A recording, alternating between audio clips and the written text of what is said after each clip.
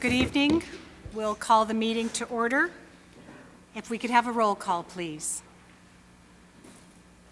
Shelley Reed. Here. James Fewens. Here. Diane Vanderwell. Here.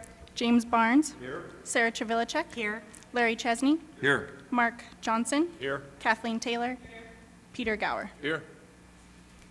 Thank you. Commissioner Barnes, would you lead us in the pledge, please?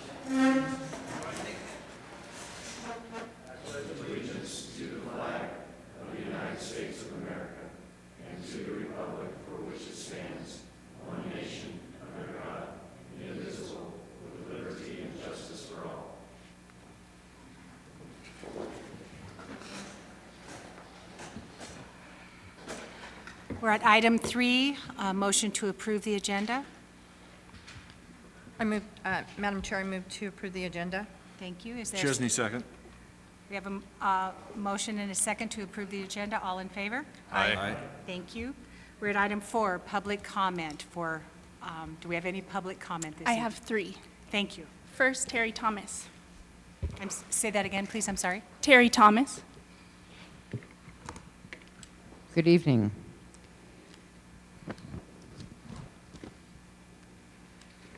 My background in local government finance began in Nevada in Washoe County Controller's Office in 1983.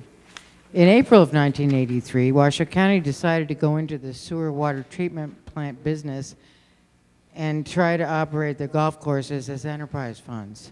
Regrettably, they knew nothing about either and were soon horrified as to the financial disaster that such enterprises became.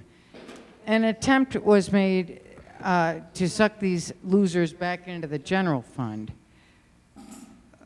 where they could be hidden.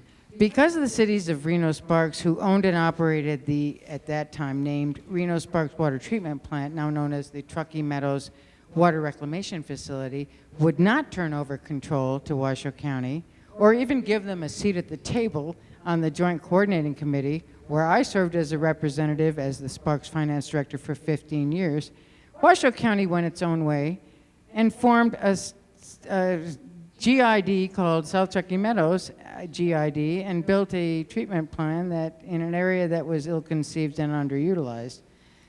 The late Senator Bill Raggio pushed through legislation in 1989 to formalize and require regional planning in Washoe County, having recognized the dysfunction up here. Flash forward, 30 years later, here we are. We have nothing remotely resembling regional planning. Individual entities' master plans are routinely ignored in the interest of revenue producing development and pressure from campaign contributors from building and developers. It is not entirely your fault. The fiscal model for the state of Nevada has been broken for some time. I spent over 10 years as a technical advisor to the Nevada State Legislature to try to guide the legislature to sustainable tax policies.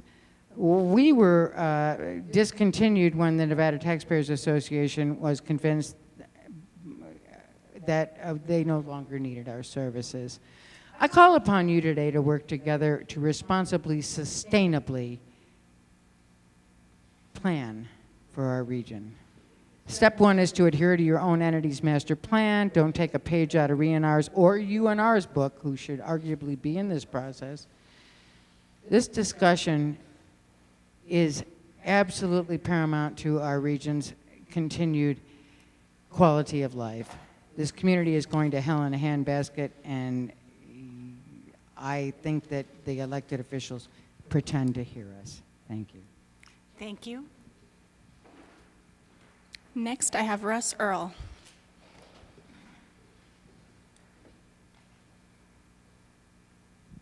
Good evening. Russ Earl with Silver Knolls Community Organization. I just wanted to, I did some digging today to clarify some facts between Mr. Listner and myself last night as far as water and sewer. What I found after speaking to the new construction people at Timwa, the closest water main to Silver Knolls is, there is no water main in Silver Knolls, as was stated last night. It's actually instead. And it's a 12-inch main at Echo Court and Echo Avenue. That main is approximately 1.9 miles in the closest way to get to the listener property, so it is not close. But speaking with Timois, they said that that main may not be usable because that water and that main may already be allocated for other uses. So that then they would have to go out to Moya and Red Rock, which would be 4 miles away. So that would be 4 miles just to get to their project. It would also entail putting in pump stations and tanks because it's an uphill climb. So contrary to what they say, they do not have infrastructure anywhere close to their property at this time. I would also like to say, in looking at their request for an amendment to change the tiers, those of us in the community organization are adamantly opposed to that. It should be left the way it is. Thank you. Thank you. Finally, I have Wanda Cardinelli. I try to be more prepared for this stuff, and I'm not. So. I'm coming out because, as a resident who started seeing issues in the community, I became concerned. Your microphone's not, your microphone's not on, ma'am. It's on, I guess I'm not good enough. Oh, there Sorry. you go. Okay. I became involved because I started seeing issues in our communities, and I started to become concerned. And when I started asking entities such as RCTC and places like that, I kept hearing, oh, we hadn't planned for that. Well, all I kept hearing is everybody's doing smart plan development. So far, I'm not seeing a lot of planned or smart development. I see a lot of people involved trying to do a good job, and I hope you guys are going to give me the faith that I've lost. Our infrastructure is really having a hard time, and we keep approving all these zombie developments that come out as one thing and come back 5, 6 times bigger than they were. I know we need housing, but we also need public safety. And when the fire department comes out, chief comes out and says, oh, we have no problem, but you have the staff in the audience that get up and give testimony, no, we do have a problem, and we use the same infrastructure the people do. In a catastrophe, we can't help anybody until we can get there. We're going to be with everybody else using the same roads. We need to consider this stuff. Floodplains. We keep getting things gobbled up. UNR was just bought this last week. That is a storage facility. Daybreak was earlier this week. Those things I'm concerned about, but I'm more concerned with, I'm in a development that had a PUD, had property donated to the fire station. Guess what? It got sold at auction. That now, when I walk that same path by there, they're building as tall as I am up. That means there's an issue with flooding, but these people, builders, come back and say, oh, I'm not in a floodplain. I watched testimony 2 weeks ago that even though I was home in bed, it made me go out and show up the next time. Why? Because the developer said, I never had to worry about floodplain. Guess what? That same developer sold me my home, and my closing was delayed because they had to take the required flood insurance off so I could buy it in my own name. So this really got me concerned. I already said the zombie projects that are coming back. They're coming back as rezoning. It's time to get rid of those zombie projects or figure out what we're going to do with them so that everybody can be safe. I'm not against building. Everybody keeps talking about the missing middle. I'm not even up to the missing middle. Guess what? They're not going to be able to afford it if they have to pay flood insurance. Or it wipes all of us out, them and us, when it's not planned properly for flood areas. And that is a real reality. What are we going to do with 30,000 people that are homeless? We can't handle the homeless we have. The flood remapping is getting done now. Why are we, I hope you guys have that in your plan. That needs to be considered. The traffic studies that are in place are being ignored or being, oh, we'll beat that so we don't have to do it. We all want to live here. We want to be happy. And I have on here, what are we doing that's affecting the missing middle? The higher costs that are being added to these homes are going to end up being empty, just like when the downfall. Nobody can afford them, so it will be, we've ruined our environment around and not planned. Lastly, I came from, oh. Thank you. I have no more for this item. Thank you. We're now on to business of the day. I'm going to ask our council to give opening remarks.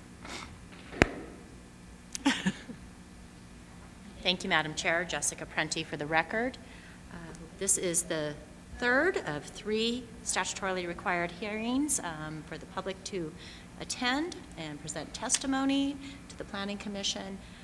in regards to our regional plan update. I want to reiterate for those who are new tonight, the same comments I've made the last 2 nights, which is that the regional plan update will not affect any existing entitlements, and anyone who is currently involved in a local planning process under the current plan will, and if that planning project triggers regional review at some point in time, that review will be conducted under the 2012 plan. Thank you, Madam Chair. Thank you. And I just want to remind the public that anyone that wants to provide testimony tonight, you just fill out the card to do so, and we want to ensure that everyone is heard for the full opportunity to provide testimony during this phase. We will allow each person 5 minutes. If you anticipate that you will need more than 5 minutes to make your presentation, please let us know approximately how much you anticipate your presentation will be, and we'll try to accommodate this. Now I'm going to turn it over to Director Smith. Thank you, Madam Chair. Jeremy Smith for the record. I'm going to do a short presentation talking about how we got to where we are here today with the draft regional plan. So just a reminder, we are in the 3rd row of this spreadsheet. We've already held 2 meetings, one at the Washoe County Chambers that's in the city of Reno on Wednesday evening. Last night we were at the City of Sparks Council Chambers. Tonight we're here in the unincorporated Washoe County area. Depending on the results of how the commission moves tonight, we will potentially be hearing final adoption at the October 10th Regional Planning Governing Board meeting. That would be held at the Washoe County Commission Chambers on 9th Street. Okay, so the new regional plan, how did we get here? We have here the pyramid, right, with these building blocks that really led us to build the capacity to create this new plan. And it really is a substantively different plan than the plan we've had before. Starting in the bottom left, let's talk about some supportive efforts that we undertook at the agency. The first of which was the industrial land needs analysis. We did that, published in 2013. We looked at vacant industrial land, distance to infrastructure. We ranked industrial land and basically tried to get a feel for how our region could compete with the industrial stuff going on in Story County, or if we needed to even. On the heels of that, we moved into a housing study where we did a similar approach, looking at distance factors, other GIS factors, to look at 2 scenarios of future housing growth.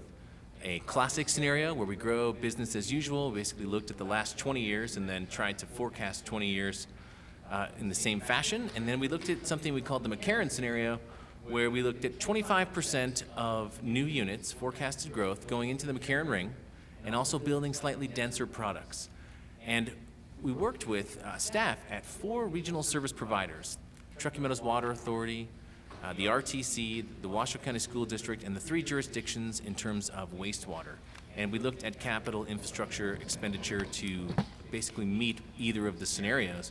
And it was highly suggestive that we would save on the order of around $780 million by building a little denser. So those 2 projects were kind of landmark projects for the agency. We did other little stuff also as supportive efforts in the meantime, but it really built our technical capacity in terms of being able to work with the GIS data and the master plan land use data. So further, we engaged in some foundational work specifically oriented and tasked for the regional plan. And that was a urban sustainability accelerator program, which took place through Portland State University. It was a year-long program where we got access to expert advice from planners, elected officials, ex-elected officials, folks involved in the industry. We started it off by going up to Portland. We participated across jurisdictional staff, so some folks that are in the room today came with us to Portland from the City of Sparks, City of Reno, or Washoe County. We had a mid-year convening in Sacramento. We got to go to the Sacramento Area Council of Governments and talk with them and learn about regional planning there, and also some regional planning commissioners and regional planning governing board members joined us on that journey. Also, coming out of that work, out of the Portland State project, 2 reports. One was a report looking at regional planning across the nation. And basically what we found is that while we share some similarities with regional planning in other areas, we are somewhat unique in terms of our statutory authority. Also, we had G.B. Harrington, who's an expert in transit-oriented development, come and speak to us. We held a workshop, and he did a small report to support that as well. So that was really, finally, I should add that as part of that Portland State program, we developed a work plan. So it was kind of a pre-planning exercise to get us ready to kick off the regional plan update in earnest, which we were funded to embark on in June of 2017. So we've been working on it since then. In the gray area, you can see the work we've been doing during that period. Scenario planning, we built on the GIS work we had done in the housing study. We added 2 more scenarios to the mix. A smart greenfield scenario that was designed to build denser products, number one, for housing, but also optimize existing infrastructure, even in vacant greenfield areas, maybe even towards the edges of our community. And then a 4th scenario, which was more of a typical infill scenario, where we really tried to push as many units into the established neighborhoods as possible. And so then the idea was, it was neat to create the scenarios. It's a fun exercise. It took a lot of late nights. But the real reason to do it was to measure impacts, right? To measure the impacts to our community before we make the decisions to grow one way versus another. And so we had 4 different ways that we could grow that were different enough from each other that we were able to see those differential impacts. We measured 14 different things, ranging from how much land was utilized to build these scenarios, what was the burden on our wastewater treatment facilities and our schools, how about water hookup fees. We ran all of the scenarios through the RTC's transportation demand model. So if you go to Chapter 2 of the draft plan that is available at plantruckeemeadows.org, or we have some copies here tonight, you can read the story of the scenario work and see how we performed that. And then right after that is a little interlude chapter that actually describes all the metrics, so you can get a feel for how the scenarios stack up. And in the end, there was no perfect scenario that we tested. It's really a question of trade-offs and sort of understanding. However, we did do some work and engagement, online surveys, and some workshops, and found that the folks that participated preferred the infill scenario, was the highest preferred scenario. So that was pretty interesting. So we used that in conjunction with meeting with staff at the different jurisdictions, meeting with the Regional Planning Commission and the Regional Planning Governing Board, and an analysis of regional goals that are also described in Chapter 2 led us to Map 2, which I'll show you a picture of in a sec here, our regional form map, as a way to sort of direct investment and direct density and intensity of development in our community towards the core. But probably the most, apart from the scenario work, the most substantive work on the update has been our policy evaluation and development. Our plan right now, the 2012 regional plan, has over 140 goals and policies. They have names like 1.2.7. They're not particularly descriptive. It's a pretty technical document and not necessarily as approachable as what we've tried to put together this go round. So we really were working to make the plan more pleasing to look at, more readable, more implementable as well. We went through with our regional plan update working group. That consisted of staff from the 3 local jurisdictions planning departments, as well as the Western Regional Water Commission, the RTC, and the Washoe County School District. We met weekly or bi-weekly for 2-hour meetings, hashing it out together, working on the policies. We were able to get it down to 60 policies based around 5 main policy elements. If you go to the back of the room today, you can see the 5 policy element boards. We've brought them, and they are population growth, regional form, public facilities and services, natural resources, and regional coordination. Those are really directly tied to the state statutes in Nevada revised statutes that control regional planning in our community. We have, to some degree, been dealing with a regional planning structure that is based on legal action and legal settlement for many years now.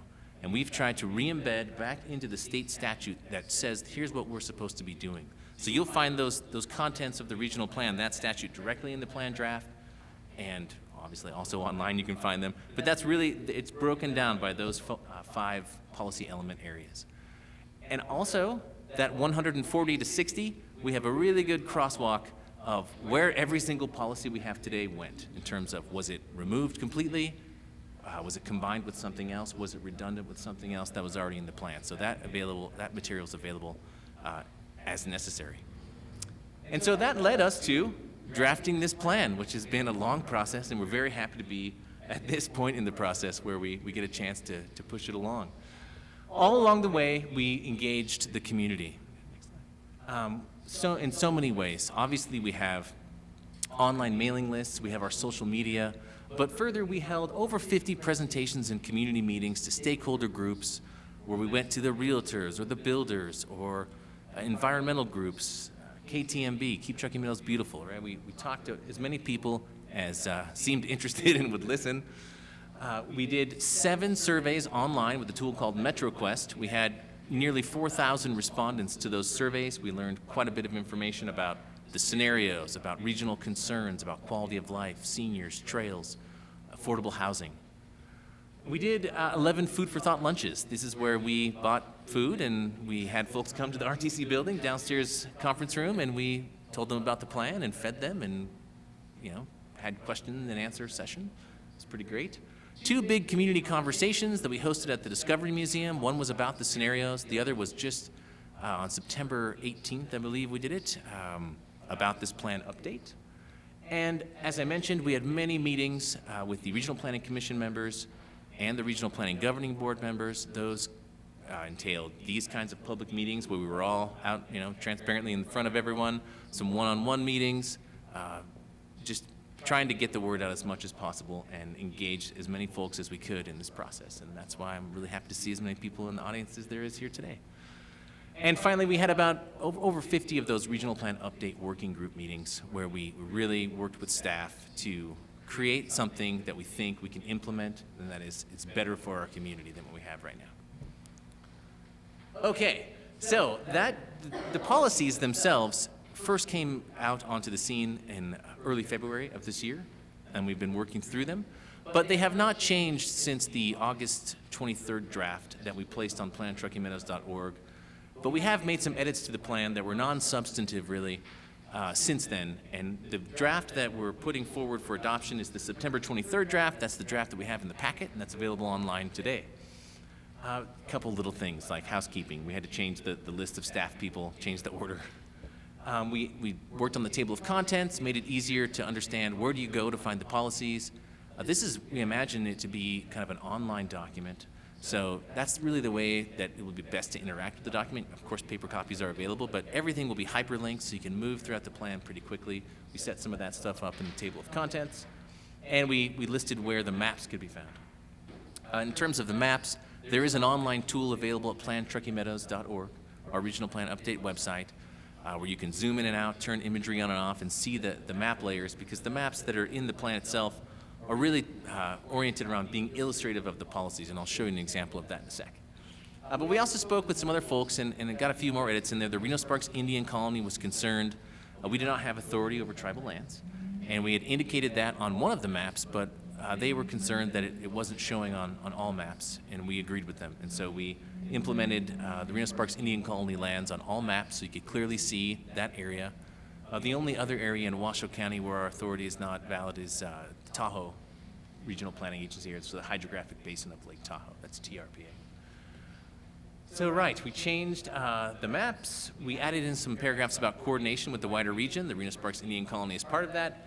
And they recently expanded through a public lands bill operation there through Congress, expanded their Hungry Valley reservation holdings to the north of town. And that sort of inadvertently then, one of our regional utility corridors was on that land. And so we've acknowledged that. That's now on tribal land. We've symbolized it as such.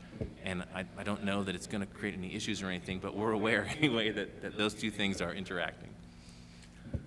Further, we spoke with the Washoe County Health District. Our region is actually very close to a non-attainment status in terms of ozone. And that has repercussions if we reach non-attainment for our federal highways money for the regional transportation plan and that sort of thing. So we wanted to work with them. They indicated that while we had policies that were there, stuff like avoiding urban heat islands, tree canopy, that sort of thing, reducing VMT, vehicle miles traveled, we also put a call out to their fact that they are participating in the EPA's Ozone Advance program. So that got put in there.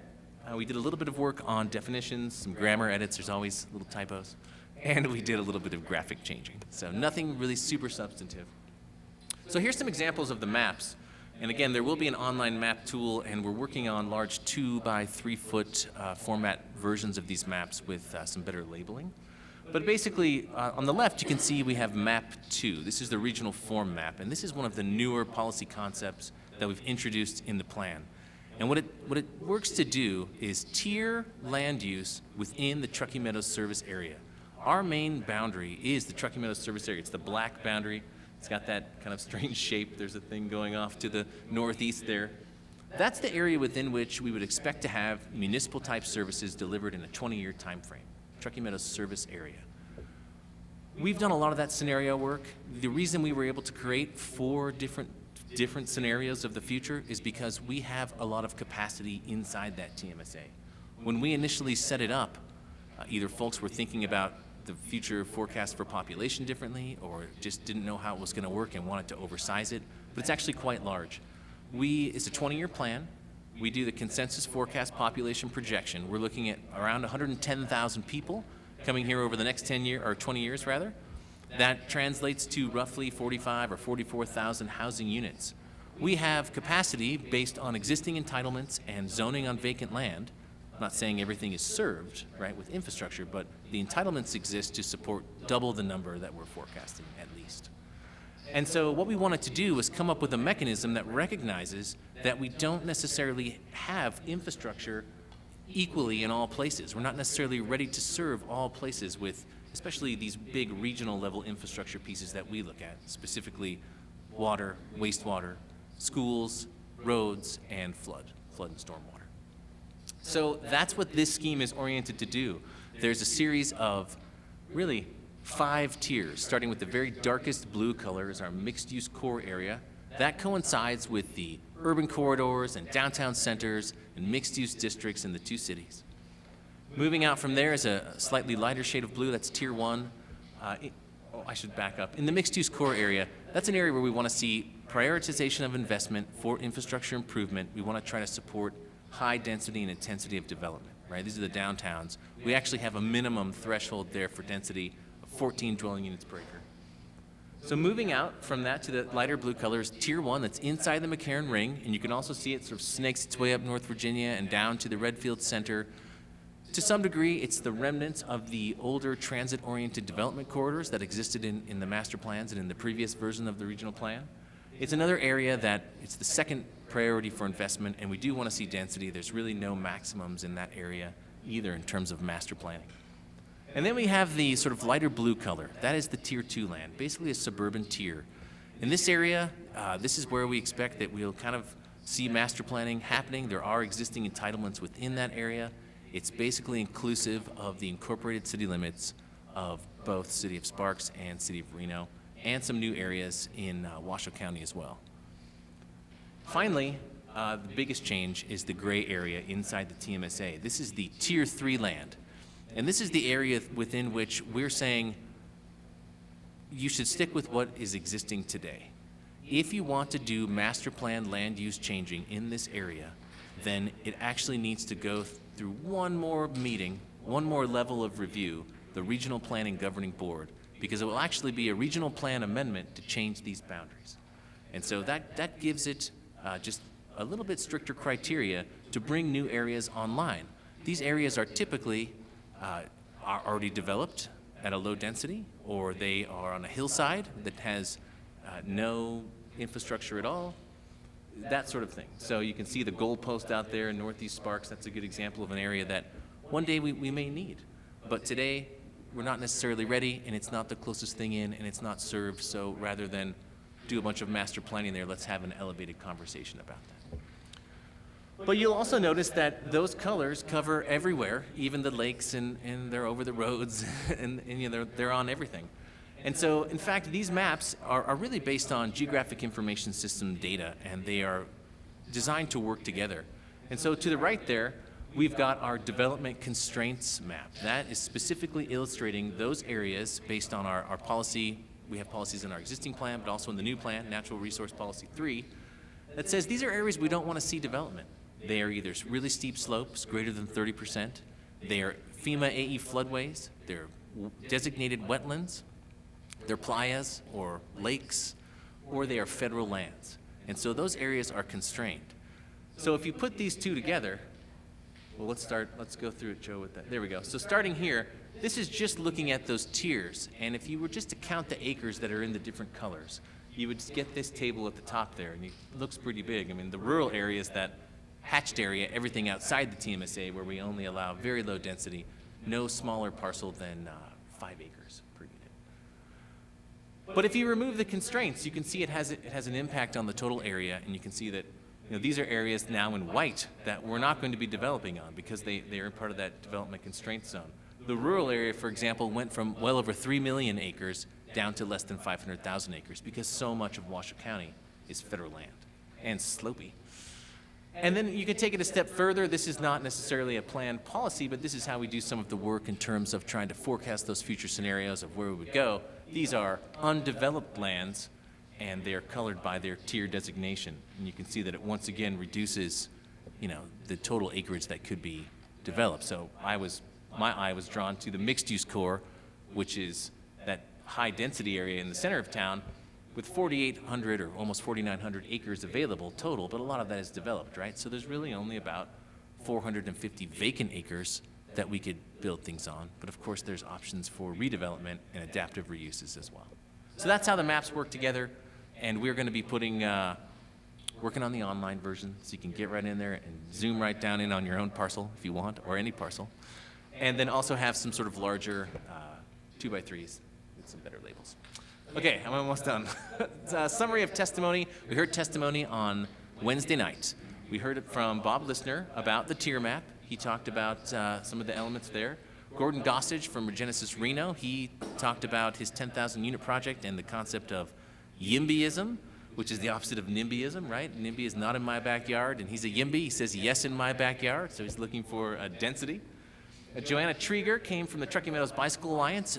She was concerned about some of the language in terms of multimodal transportation and bike lanes, the connectivity of those things, and the safety by trying to build a connected bike system that's really off-road. We've spoke with Joanna, and we're committed to working with her to in advance of the new regional transportation plan, and also as part of our natural resources plan initiative that's coming after adoption. We heard from Jim Rundle from the City of Sparks. We had a small clerical error on the City of Sparks boundary in one of our maps, and we have since corrected that. So that's corrected in the new version. And there was also a letter sent to us from UNR regarding the tier status on their farm property, the main station over east of McCarran. And so we read that into the record. Last night we had more testimony from Bob Listner, some ideas for the tiering, and also talking about some dwelling unit per acre limits in those areas.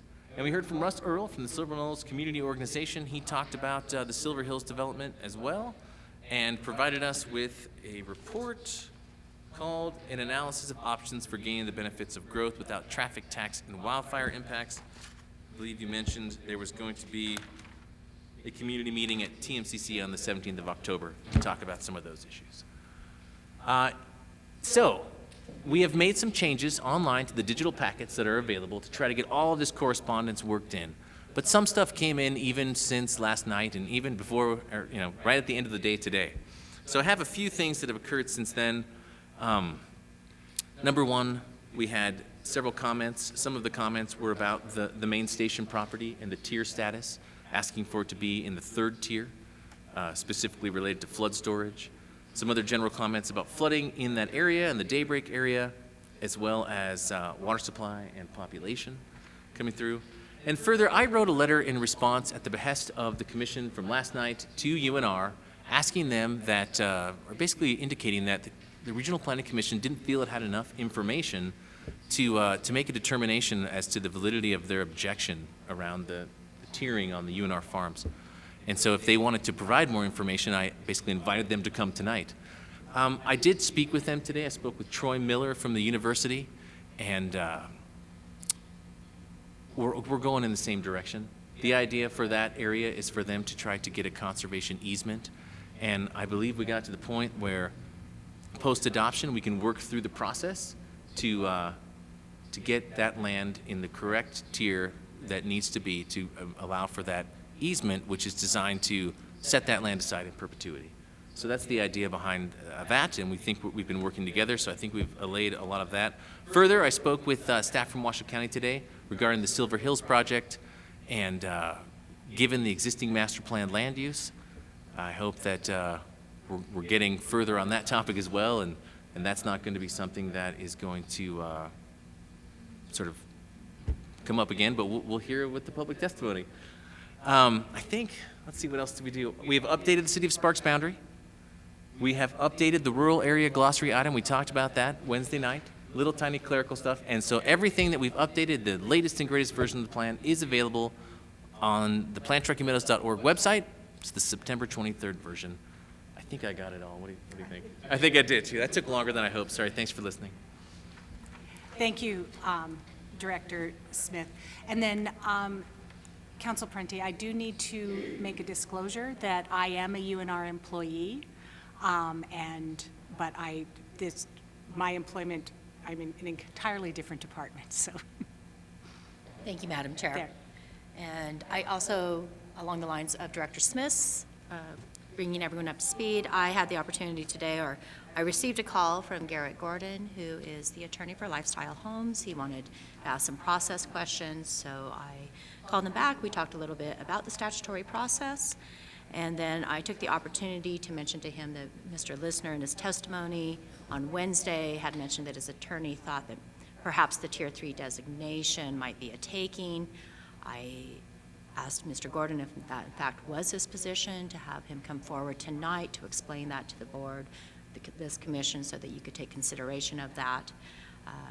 I don't think he's present here today, but I wanted to let you guys know about our conversation. And then also, from our legal perspective, there is not a takings issue by the Tier 3 designation. So, thank you. Thank you. We're now at the place where we're opening the public testimony area. As I remind everyone that we want to include everyone to have the opportunity to speak. You will have 5 minutes, and if you need more time, please ask, and we'll start the public testimony. First, I have Bob Listner, and next I have Bob Webb.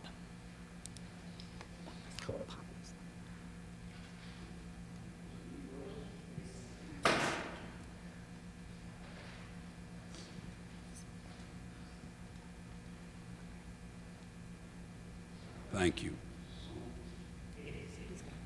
Thank you. That's it? You certainly can. All right, considering the amount of time that you all put into this, and a whole bunch of people that aren't even in the room and put into it, I hope you will approve this plan today as written and send it on to the Regional Planning Governing Board.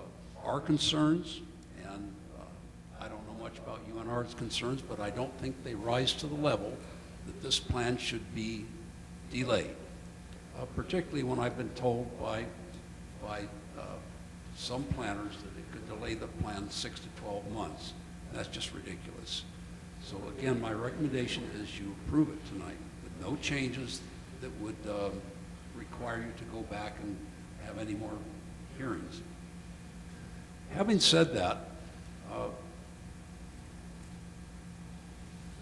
our team, Lifestyle Homes, for whatever reason, our planners, engineers, and attorney were not aware of that now is the time. And I apologize for what I might have said a couple of days ago, because we're still getting up to speed on just what's happening with this plan. With a fair amount of help from Washoe County Planning Department, we better understand that some of our concerns are not justified, or they're not as serious as we thought they were going to be. So again, we don't want you doing anything tonight that would set this plan back for us. It may be that we have a remaining concern, we could, and that we take up with the Regional Planning Governing Board. At this point, I'm not sure we do. We're still learning.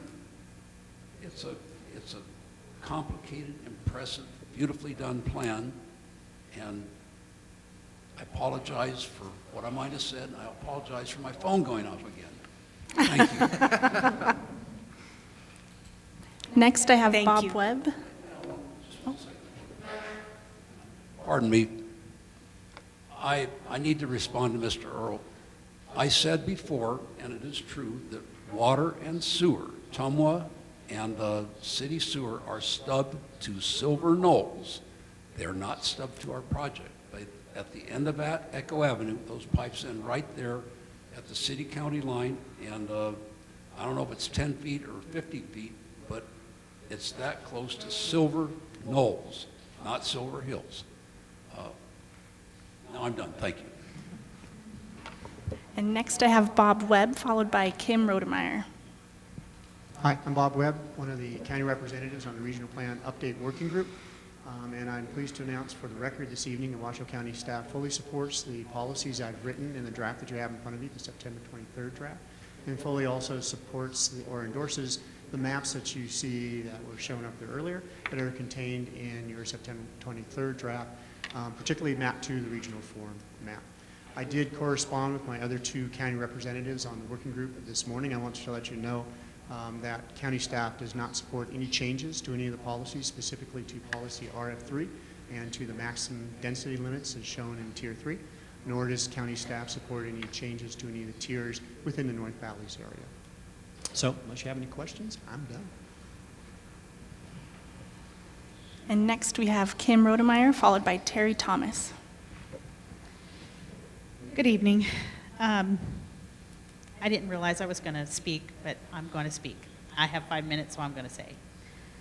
I don't know what y'all were doing in February of 1986, but I can tell you what I was doing. I was 21 years old. I was standing in line in the rain at the Livestock Event Center, waiting to get on a truck from the National Guard to take us on sandbagging cruise.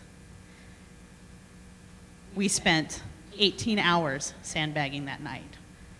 It was cold, and the rain would not stop. We were doing some sandbagging by Hidden Valley. And some of the things that we saw that night, there were horses trying to get out of the water. The baby horses were just being washed away. We couldn't stop what was going on because Steamboat Creek and Truckee River were just out of control. Fast forward 1997, again, we're on sandbag cruise. I don't know where some of these people were, that they're all, where some of you were, but we were on sandbagging cruise, and that's what we did all night. 2017, we didn't have to work all night. It wasn't that bad. It was a 30-year flood on the Truckee. It was a 100-year flood on Steamboat Creek. September 23rd, 2019, the Reno City Council, in their infinite wisdom, decided to allow development on the Butler Ranch North, which is going to eliminate all of Steamboat Creek flood storage areas. I'm still flabbergasted about that. So what I would like to ask you, in fact, beg you, on behalf of the people of Southeast Reno, please put UNR Farms in the Tier 3. That is the last area of floodwater storage. And it doesn't matter how much developers come to you and say that they can mitigate the flooding on their particular property, because mitigation is displacement, and displacement is going to send it downstream. If there is no more flood storage on the UNR farms, then why are we even talking about a Truckee River flood project? Because you need flood storage. The Vista Narrows is not going to allow water downstream fast enough to not wipe off Lockwood and Wadsworth off the face of the earth. Water just cannot get through that canyon fast enough to drain Reno and Sparks and not allow flooding in those areas. I'm begging you to please put UNR Farms in Tier 3, because if there's not any flood storage, then we had it was $850 million damage in 1997. In 1997, there was no Double Diamond, there was no South Meadows, there was no any of that stuff south of Miraloma, none of that was there. Now it is. And each one of those projects have their own personal little tiny piece of mitigation that do not work with the other areas of mitigation that are around them. So what you're doing and what's going to be allowed to happen is all of that water is going to go downstream faster, like a straw. It's like blowing water out of a straw. It's channeled until it gets to the end of the straw, and then it goes everywhere. If there's no flood storage on UNR farms, we're going to have a disaster, and we're talking now about billions of dollars of flood damage. So I encourage you to please put UNR farms in Tier 3 and do not allow any development on it. It's too bad we haven't had another flood like that since '97 so people can remember, but I remember. I remember every single minute. I remember every single minute of 1986. It's unfortunate that other people do not, but that's what happens when time passes and people forget. So please consider putting UNR farms in Tier 3 so we can at least have a little bit of flood storage. It's not going to be enough, but at least we'll have a little bit. And I appreciate your time. Thank you. Thank you. Next, we have Terry Thomas, followed by Russ Earl. I echo all the comments that Kim made, but as the finance director for the city of Sparks from 1990 to 2015, I would also like to remind you that there was a little place called, now the Sparks Marina, but was the Helms Pit. And if that sucker hadn't filled up with water, we'd all be gone. So please remember that. We currently pump 3 million gallons a day out of there. So let's remember what flood storage we had that we now have not. And let's remember what the developers of projects like Daybreak are calling the missing middle. Let me tell you a little bit about my flood insurance. My home had 2.5 feet of water in it in 1997. It flooded in '86, and it flooded in 2017. I lost all my ductwork. If you want to see what my premiums are, you're looking at $250 a month. That takes the missing middle out of your average person pretty fast. They're not talking about that. Daybreak and other developers haven't shown the equation. What are their assumptions on the mortgages and the interest rates? What are their assumptions on the rentals, which these costs will be passed on to the renters? Where is the missing middle if they don't enunciate and show us the paperwork for it? I beg you to understand what is going on in a little subdivision like mine, East Side subdivision, where I have horses, and they're up to their chests in water. And Washoe County unhelpfully closes off the gates up above the Pembroke to the Hidden Valley Park, where I could store my horses safely. No, I can't get them up there. We drown every time a decision is made that affects UNR farms or affects the Truckee River or affects Steamboat Creek or affects the the Southeast Connector Veterans Parkway, anything like that. I would ask you to please consider what we had as storage and what we don't have now. Thank you. Next, I have Russ Earl, followed by Wanda Cardinale. Good evening, Russ Earl, Silver Knolls Community Organization. Mr. Listener, I wanted to thank you for, it sounds like, releasing your objection. On that note, though, I am going to make a couple of comments here pertaining to the letter that is dated September 25th, and when you had a meeting with Mike Raley and yourself in county planning. Until I would actually see a retraction of that letter, I have a couple of comments here. First off, the Tier 2 is defined public facilities and service provisions as currently in place or as planned. There is a desire to have connectivity to Tier 1 lands and mixed-use core area throughout the multimodal means. Whereas Tier 3 is development in this area is lowest on the priority hierarchy for lands within the TMSA, public facility or services provisions is generally not available or planned for. Well, that describes Silver Knolls perfectly. We currently have no sewer, we have no community water. There is no plans by Truckee Meadows Water Authority to bring water out to us.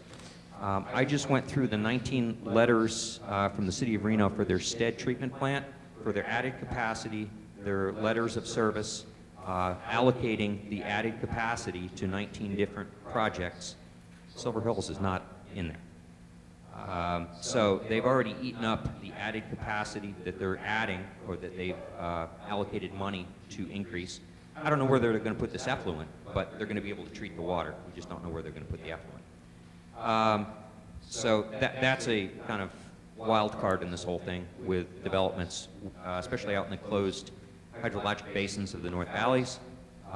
We may want to continue building, but it's just not smart. And as I had tried to convince the city of Reno, rather than creating storage facilities for effluent above Silver Knolls and other places, take that money and upgrade your sewer treatment plants to A+ water. You have a commodity then you can sell, and you don't have to keep importing water into a closed hydrologic basin, and we eliminate a lot of developmental problems.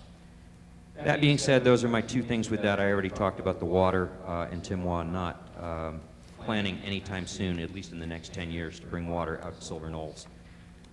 If there was a plan to do it for Silver Hills, after speaking to them today, nothing has been updated with that in a very long time, they said. Another area that I did not see in your plan that troubles me is fire danger. Cities like or counties like San Diego have looked at the fire danger maps, and you can look at that through Nevada Division of Forestry, and the Red Rock Corridor is either high or very high as far as the risk to fire danger. We have one way in and one way out, which makes it very dangerous, especially for medium and high density housing to be built in that corridor. I wish I would have thought of this sooner in your process. That I think should have been something that was considered and put into Tier 3 because those areas are inherently dangerous. We have had multiple fires now out in Rancho Haven and the Red Rock area within the last 2 years. We had 2,500 acres burn in 3 hours 2 years ago. The only thing that saved Silver Knolls was the large air tankers. And the same thing in Rancho Haven just a few weeks ago when we were doing horse evacuation and the DC-10 came in from Sacramento and saved their baby. So hopefully not this go round, unfortunately, but it needs to be something that is considered, and look at San Diego County's provisions on how they stipulated what can and can't be built in the high fire danger areas. Thank you very much. Thank you. Last, I have Wanda Cardinelli. I had hoped I could avoid this. I heard you say 2012. I didn't quite understand that, so I hope you can clarify it in your discussions. I also wanted to mention that, as I discussed a little while ago about the flood mapping, the old maps are 30 years, so I hope that if it is 2012, that when those maps come in another 18 months to 2 years, that those will be implemented into this very quickly so that we don't go off old stuff. I urge you to include those findings as well as any traffic studies. I'm really, really concerned about the roads because it was at the RTC meeting back in April. I actually asked them, having come from an area in California that become landlocked, as they build up into the hills, I noticed the roads and the medians got wider and wider, the right-of-ways got wider, so that as they kept building up, they had expansion for those roads. If you look, places like Southeast Reno, they're landlocked now. What do you do when you go to expand? There is nowhere to expand. Southeast Connector is wonderful in the parts that are undeveloped. The parts that are developed, there's nowhere to go, and those people can't get in and out. And like he said, there's a prior, we're in a lot of trouble because there is one way in, one way out. And I speak at council on that quite frequently about that. That's one of my big concerns. So I really, really hope that you'll consider that because of the fact I actually had to call in 3 different times last week alone on Steamboat Parkway. Come around the corner, all these trees are wonderful. I love how we try to keep things beautiful, but there was a fatality accident on Double R in Steamboat. The traffic was backing up. They weren't able to get the traffic around it. What happened? You had construction vehicles turning, heading west, turning across and driving over medians because they could, and the traffic from the other side could not see. What do you do when you block a thoroughway with that way because of an accident? Somebody's going to get killed. So I hope you really have good plans on the roads. You didn't touch on it, so I felt I had to get up and say something. Because we are growing, I'm all for it, but it has to be smart plan development. We all want to live here, so thank you. Thank you. I have no more for this item. Thank you. Is there anyone else wishing to speak before we close the public testimony and bring it back to the board? Okay, thank you. We're closing public testimony and bringing it back to the board. At this time, I would like to entertain a motion from a commissioner to accept all testimony, written and oral, into the record that we've heard over the last 3 nights. Madam Chair, I will make that motion to accept the testimony that we've received over the last 3 nights, written and verbal. Thank you. Madam Chair, I second that motion. It's been moved by Commissioner Gower and seconded by Commissioner Vanderwell. All those in favor? Aye. Aye. Any opposed? Motion carries unanimously. So now it's to us.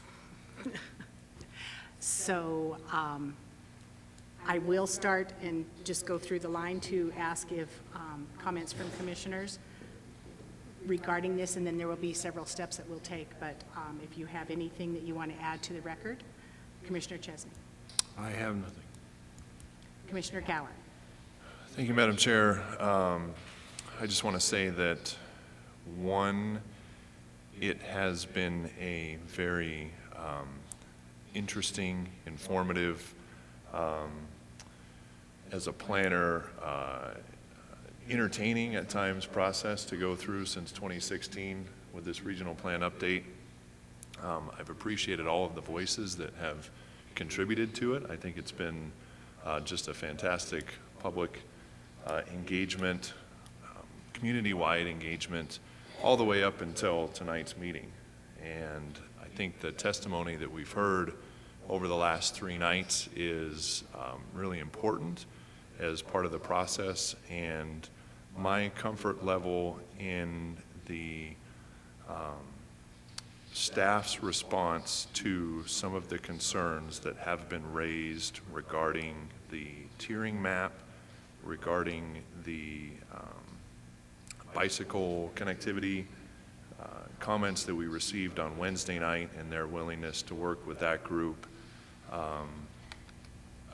I really have a high level of comfort that this plan provides the framework for all of the other jurisdictions to move forward and address things like smart growth, to address concerns related to flooding, to connectivity, to natural resources, to regional form and pattern. I believe that all of the pieces are there, and the direction that it provides to those other entities in their master plans is contained within this plan.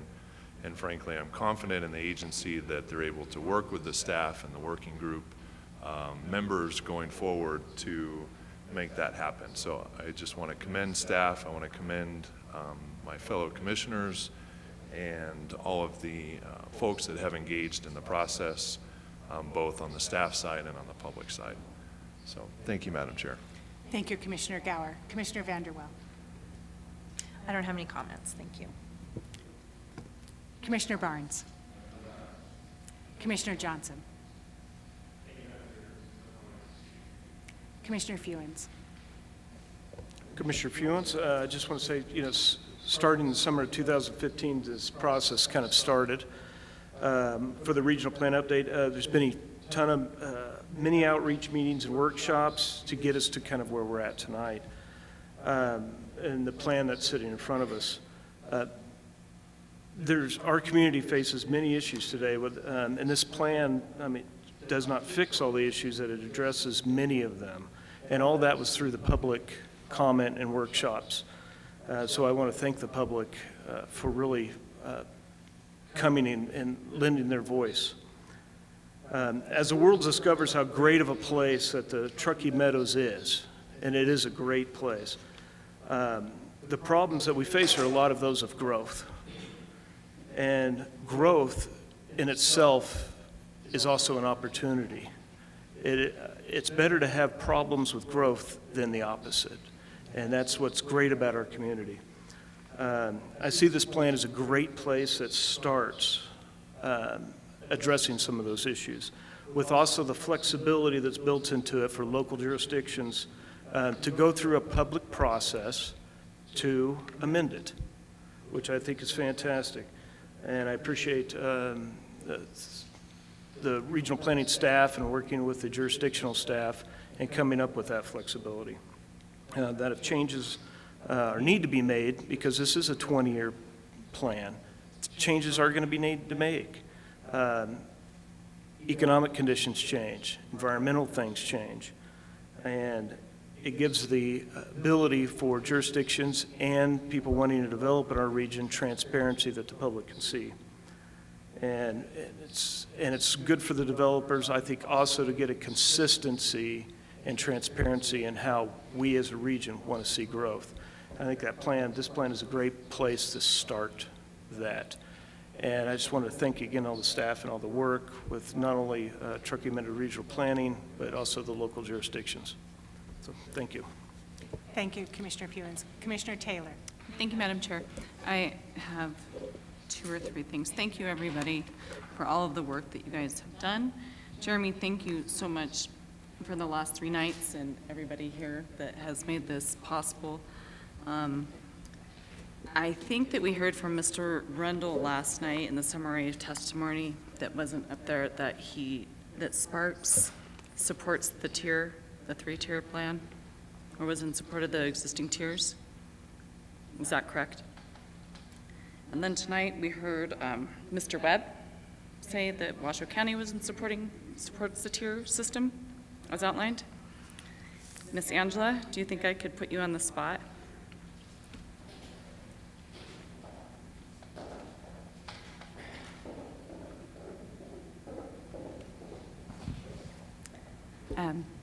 Go ahead and introduce yourself, if you don't mind. Sure. For the record, Angela Foos, City of Reno Planning Manager. Are you in support of the tiers? Speaking for the City of Reno, yes, we are. Thank you. That's all I have. Thank you. Thank you, Commissioner Taylor. Commissioner Reed. Yeah, I have not been part of the process from the very beginning. In a way, I'm kind of grateful but I really appreciate the efforts that Jeremy and the staff at the planning agency have done. And I really appreciate you taking the time and meeting with me and getting me up to speed. And I think it's a great plan. Really a good start, at least. Thank you. Thank you, Commissioner Reed. And thank you all to all of my fellow commissioners. And when I had to follow Commissioner Gower, I was like, oh my gosh. And this has been a long process. I commend the staff, and sometimes they probably, because I am really, I believe so heartedly in civic engagement and public input. And I'm sure they won't say it here, but I'm sure, oh, she's going to talk about public input again. So I do compliment the staff and the other jurisdictions for their willingness to roll up their sleeves, wade through some very difficult issues, and come to a plan that will move this region forward, that is sustainable and ties back to our original statute as to why we have regional planning.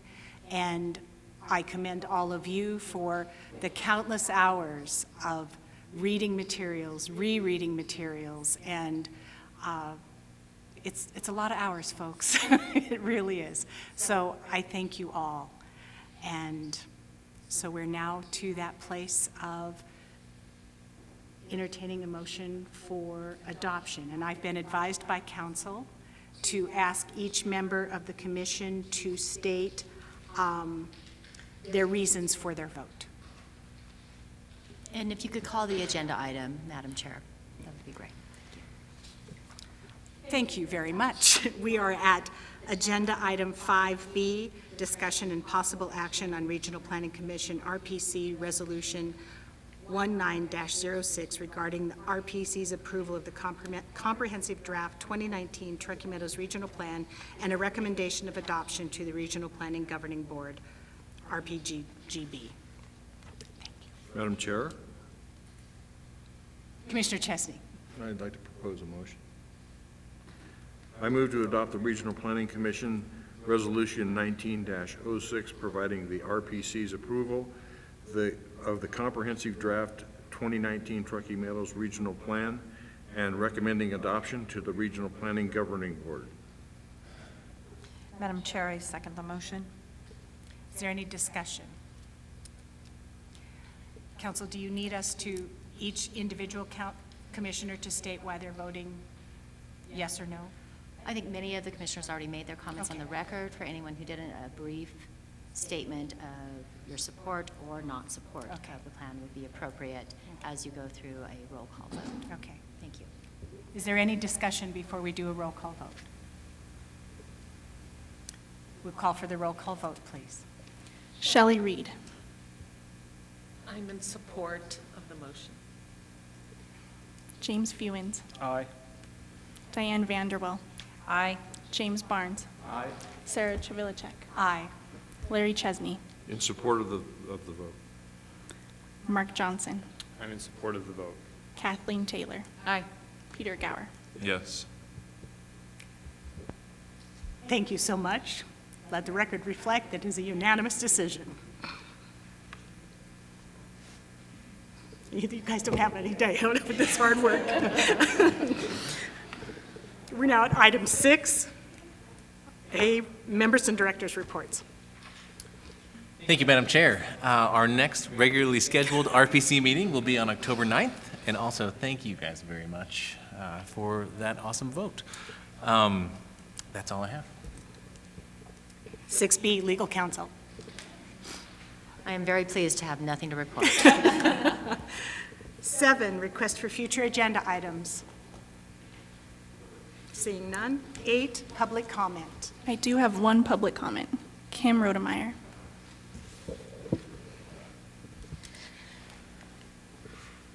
So,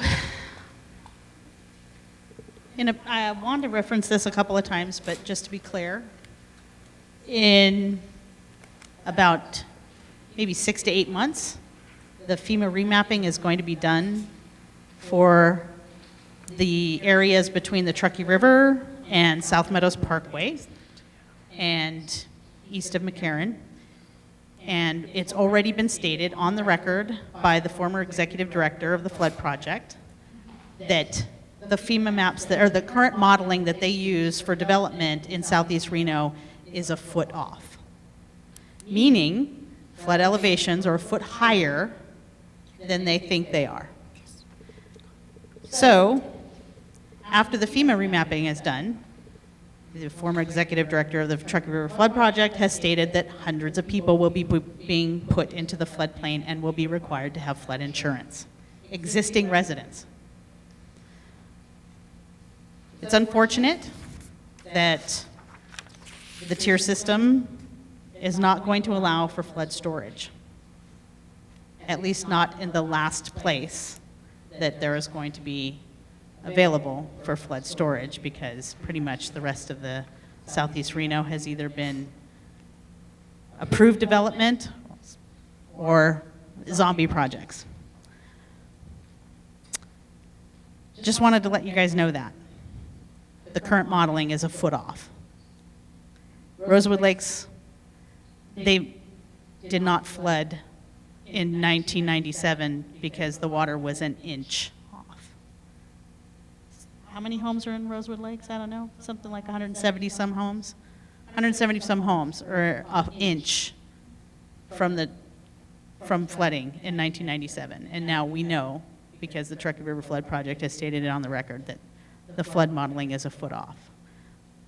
Keep that in mind. Thank you. Thank you. Any other public comment? Yes, I have one more. Wanda Cardinelli. I should have looked at my notes before I finished last time. I just wanted to bring to your guys' attention, because I don't fully understand what you all do, that I have been doing a lot of research and been involved a lot lately between the city, the county, and Army Corps. And I hope you guys will take into consideration that there doesn't seem to be any enforcement anywhere on any of these plans when developers leave. They turn them over to the boards, like me, a homeowner, who ends up on a board or in a meeting has to resign because I'm not qualified, and there's no enforcement. You go to the city points to the county points to the Army Corps, they all point to each other. So I hope with this plan, somewhere in there you guys implement someone who is able to enforce what needs to be done so that it helps. I don't know this well enough whether to know if this was a good plan or not because I just got it today. So I trust you all, and I hope that you will hear what we're saying is wrong so that it can be corrected and that it does end up being an awesome plan. Thank you. Thank you. Any other public comment? That's it. Thank you. Number 9, written correspondence. We have none. That we haven't already heard. Item 10, motion to adjourn.